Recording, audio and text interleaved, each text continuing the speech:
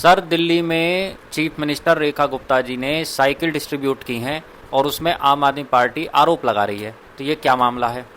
Sir, Rekha Gupta ji ने announce किया था कि जो ये हमारी 9वीं क्लास की छात्रा हैं, इनको हम साइकिल डिस्ट्रीब्यूट की करेंगे।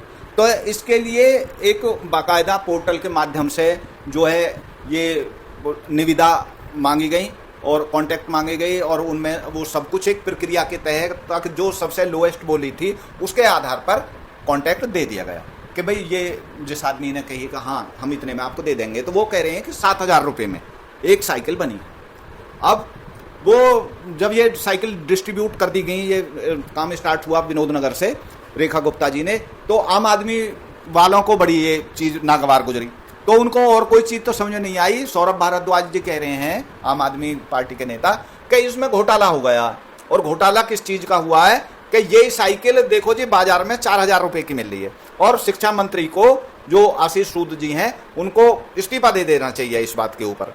तो आशीष सूद जी से बात हुई और रेखा गुप्ता जी से भी बात हुई, तो उन्होंने कहा कि देखो भाई, जो साइकिल की कीमत है वो एक नहीं है, उसकी क्वालिटी के आधार पर, कंपनी के आधार पर 10 चीज़ें होती हैं। साइकिल की कीमत लेकर 3,000 से 30,000 40,000 तक है। तो हमें अपने बजट के हिसाब से, क्वालिटी के हिसाब से साइकिल देनी थी। तो हमने इसके लिए बाकायदा टेंडर मांगे थे, और वो सब कुछ ओपनली है, वो ऐसा नहीं है कि कागजी काम है, वो ई ऑक्शन है बाकायदा। तो कभी ने कहीं कोई किसी चीज़ में रंग नहीं लगाया, सब ऑक्शन हो गया, सब पता होगी कि सब मिल गई। तो अब ये कि भाई ये तो बड़ा गड़बड़ काम हो रहा है। अब ये ईमानदारी दिखाने की कोशिश कर रहे हैं। अब इनकी जो ईमानदारी है, जब इनके घोटाले खुल रहे हैं तब पता ना कहाँ चली जाती है ईमानदारी, फिर उस पर बात नहीं करते हैं। शीश महल का काम हो गया, उस पर कोई बात नहीं करेंगे। जो शराब में एक के साथ एक बोतल फ्री बांटी जा रही थी, उस पर कोई बात नहीं करेंगे।